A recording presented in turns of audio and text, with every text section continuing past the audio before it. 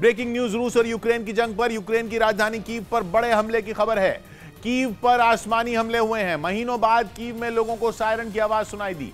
Kyiv पर हुए ताबड़तोड़ आसमानी हमलों के बाद लोगों को सुरक्षित जगहों पर पहुंचने को कहा गया। हालांकि कुछ देर बाद सायरन की आवाज बंद हो गई। ताजा हमलों में कई इमारतों को नुकसान की खबर है। इन हमलों से साफ हो गया कि यूक्रेन की जंग अभी और तेज होने वाली है। एक बार फिर यूक्रेन की राजधानी रूस के निशाने पर है, जिसका साफ संकेत मिला। पुतिन की फौज ने कीव के आसमान में ड्रोन भेजे। ड्रोन हमलों में वहां की कई इमारतें खंडहर में बदल गईं। यूक्रेन की राजधानी कीव लंबे वक्त के बाद जंग के दायरे में आई।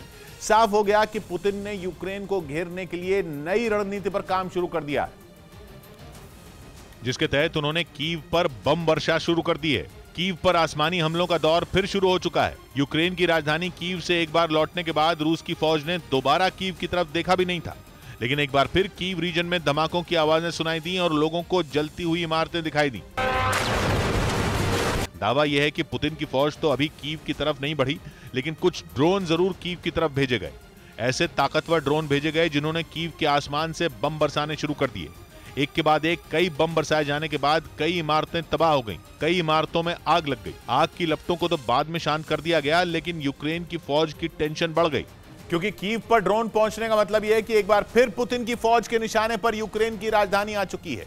जंग की शुरुआत में भी रूस की सेना ने कीव की तरफ कूच किया था, लेकिन उस वक्त शुरुआती झटकों ने ही पुतिन को अपना प्लान बदलने पर मजबूर कर दिया था। रूस की फौज पहले दक्षिणी यूक्रेन की तरफ गई और फिर पूर्व और दक्षिण में बढ़ गई। अब हालात जंग के शुरुआती महीनों से काफी अलग हैं। रेफरेंडम करवाने के बाद पूर्वी यूक्रेन के बहुत बड़े हिस्से पर पुतिन का कब्जा हो चुका है। कीव पर हुए ताजा हमलों के बाद पुतिन की नई नीति का भी संकेत मिल गया। मतलब साफ है कि अब यूक्रेन के दक्षिण और पूर्व में तैनात पुतिन की सेना के निशाने पर कीव है। इस बार तो पुतिन की फौज ने दक्षिणी यूक्रेन से अपने ड्रोन कीव की तरफ भेजे थे।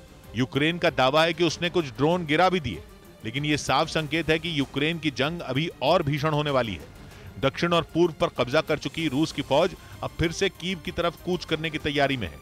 लेकिन रूस की सेना की इस तैयारी ने एक नई बहस भी छेड़ दी, क्योंकि जिस ड्रोन को कीव के आसमान में देखे जाने की खबर है वो ईरान का बताया जा रहा है।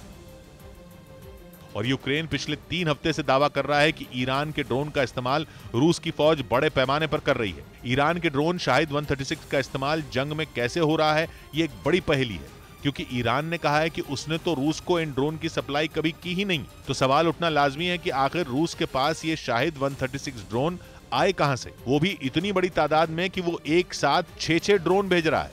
यूक्रेन की फौज ऐसे कई ड्रोन गिराने तक का दावा कर चुकी है। ऊपर से रूस इस बात पर पूरी तरह चुप है। रूस ये बताने को तैयार ही नहीं है कि आखिर ये ड्रोन उसके पास कहां से आए। लेकिन माना यही जा रहा है कि इस जंग में अब पुतिन ने अपनी पूरी ताकत लगानी शुरू कर दी है। पुतिन का प्लान केवल लाखों नए सैनिकों को यूक्रेन भेजने का नहीं है, बल्कि यूक्रेन को तबाह करने का है।